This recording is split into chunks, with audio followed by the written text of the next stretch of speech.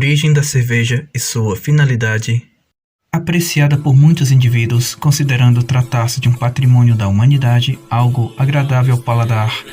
Por outro lado, detestada por outros, devido aos prejuízos causados pelas circunstâncias bastante peculiares ao nocivo hábito do consumo exagerado, a cerveja, uma bebida bastante famosa, surgida na antiguidade, vem sendo fabricada e consumida desde há muito tempo na história até os dias atuais. Sua existência sempre esteve totalmente presente em diferentes tradições, variadas culturas e diversas civilizações. Os sumérios foram uma das primeiras civilizações responsáveis pela produção da cerveja, cerca de 8.000 anos atrás, onde hoje situa-se o sul do Iraque e Kuwait. Nesta mesma época, consideravam algo tão importante que a civilização possuía uma falsa deusa atribuída à cerveja, Ninkasi. Algum tempo depois, no Egito, o faraó Ramsés III ficou conhecido como faraó cervejeiro, devido ter doado aos sacerdotes do templo de Amon o equivalente a 1 milhão de litros de cerveja. Os romanos e gregos aprenderam a fabricar cerveja com os egípcios, e a bebida logo caiu no gosto popular, sendo considerada a bebida do dia a dia.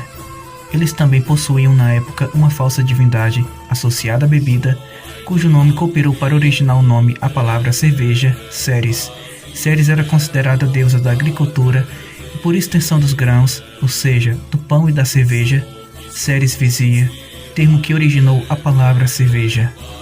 Já na era cristã, as tribos bárbaras dos celtas e povos germânicos eram os maiores produtores e consumidores de cerveja, utilizavam como oferenda para falsos deuses, ofereciam também aos heróis destemidos como recompensa, além de incluir em banquetes e cerimônias.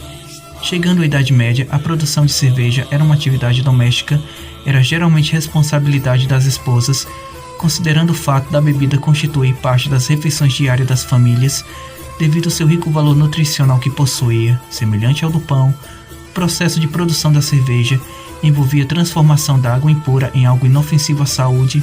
Não que alguém soubesse disso, pois os micro-organismos seriam descobertos apenas séculos depois. Como a cerveja tratava-se de uma necessidade nutricional, buscaram-se maneiras para aumentar sua produção. Assim começou a produção de cerveja nos mosteiros e desde então a história da cerveja, anexada com a história da Igreja Católica, unificaram-se. Era a Igreja quem detinha os direitos de escrita e dos estudos, portanto as receitas e descrições dos processos ficavam por conta dos monges. Ao desenrolar tudo isso, não seria nenhuma coincidência que viesse a existir tantos santos relacionados com a cerveja. Em grande parte foram esses que contribuíram bastante para a disseminação da cultura da bebida, que na época era considerada como um alimento.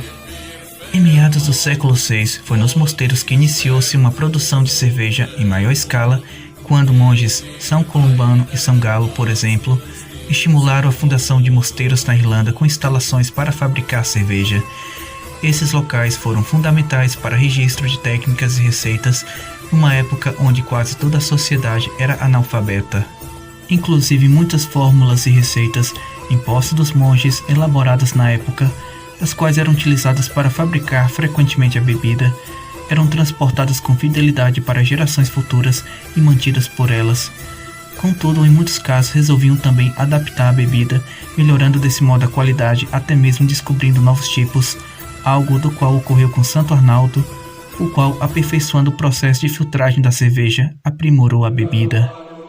A princípio, o consumo da cerveja não possuía propósito voltado apenas para o paladar, mas também para combater possíveis contaminações que eram adquiridas pelo consumo da água contaminada.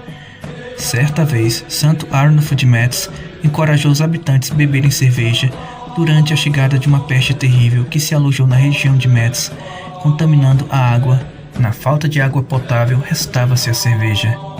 Portanto, pelo mesmo motivo e tantos outros, associavam a produção de cerveja aos santos.